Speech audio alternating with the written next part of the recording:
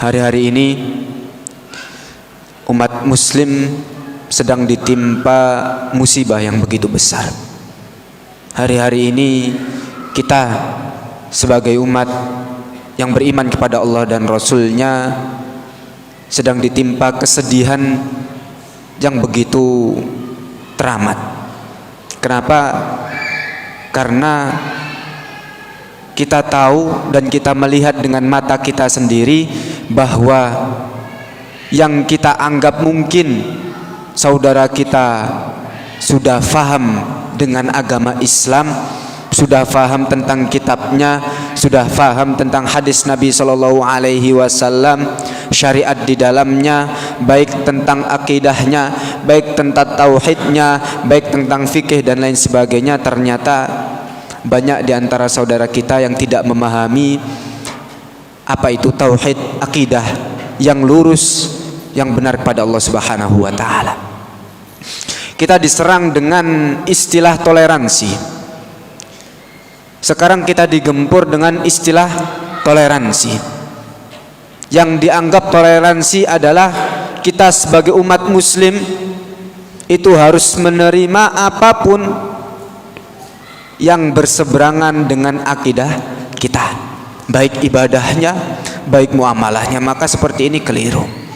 Nabi Shallallahu Alaihi Wasallam benar mengajarkan kita toleransi. Nabi Shallallahu Alaihi Wasallam benar bermuamalah bersama orang-orang kafir, baik Yahudi maupun Nasrani.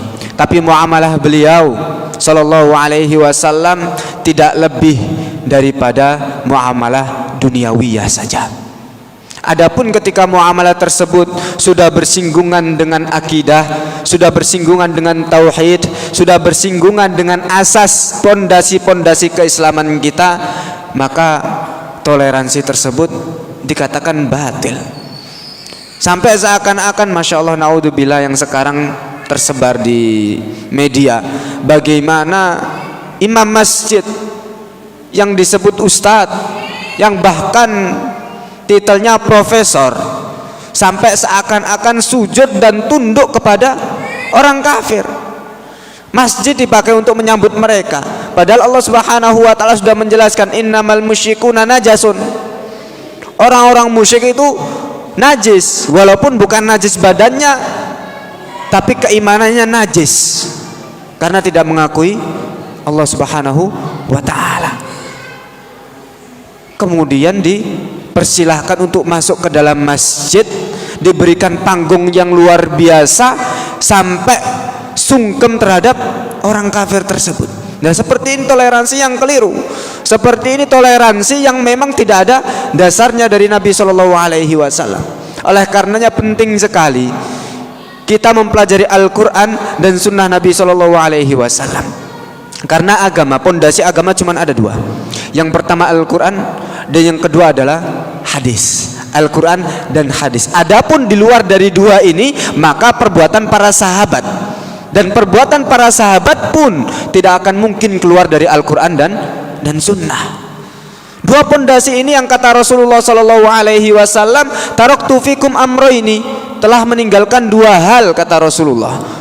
Lan tadillu ma tamassaktum bihima, yang kedua hal ini kalian tidak akan pernah tersesat di dunia maupun di akhirat selama kalian berpegang teguh, yaitu Al-Quran dan Sunnah. Oleh karenanya Nabi Shallallahu Alaihi Wasallam juga menyampaikan dalam hadis beliau, man amila amalan laisa alaihi amruna, barang siapa yang mengamalkan, mengerjakan, melakukan suatu amalan yang tidak ada sama sekali dasarnya dariku, kata Nabi, fahuwa raddun, maka amalan tersebut tertolak. Baik zikir melalui lisannya, baik amalan-amalan ibadah yang mungkin terlihat wow di hadapan manusia, oh ini amalan yang baik, ini amalan yang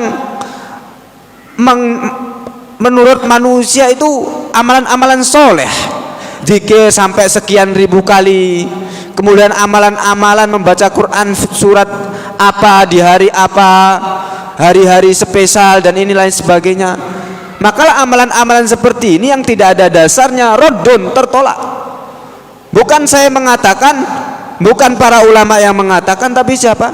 Nabi Shallallahu Alaihi Wasallam. Maka pondasi umat Islam ini ada dua, Al-Quran dan Sunnah Nabi SAW. Oleh karenanya pertanyaan yang nanti akan ditanyakan oleh malaikat yang diutus oleh Allah Subhanahu wa taala tentang Marabbuk, siapa Tuhanmu. Bagaimana cara kita mengenal Allah Subhanahu wa taala? Al-Quran, sabda Nabi SAW. Man nabiyuk, siapa nabimu? Kita mengenalnya dari apa ya? Al-Quran dan Sunnah. Bukan hanya sekedar dari kata nenek moyang saya, kata fulan dan fulana, bukan. Tapi dari apa? Al-Quran dan Sunnah. Dan juga pertanyaan malaikat yang terakhir, madinuk, apa agamamu? Ya mungkin kita mengaku agama Islam, tapi sejatinya kita belum tahu apa itu Islam yang sebenar-benarnya. Allah memerintahkan kita udkhulu fis silmi kafah, masuk ke dalam Islam secara sempurna, menyeluruh. Maksudnya apa? Semua yang difirmankan Allah, yang diperintahkan, yang dilarang, baik di dalam Al-Quran maupun hadis Nabi, harus kita praktekkan secara menyeluruh. Dari pemahamannya, penjelasan Nabi SAW, hukum-hukum fikihnya, tauhid, akidah, dan semuanya. Bukan hanya kemudian sholat ini adalah perintah, lantas syariat jihad dikesampingkan, seakan-akan syariat jihad tidak ada di dalam Islam. Maka seperti ini pemahaman yang keliru. Mudah-mudahan kita dijaga oleh Allah Subhanahu wa taala dari pemahaman-pemahaman orang liberal yang berusaha untuk menyatukan keimanan dengan kekufuran, dan tidak akan pernah selama-lamanya yang namanya iman bersatu dengan kekufuran, tidak akan pernah selama-lamanya.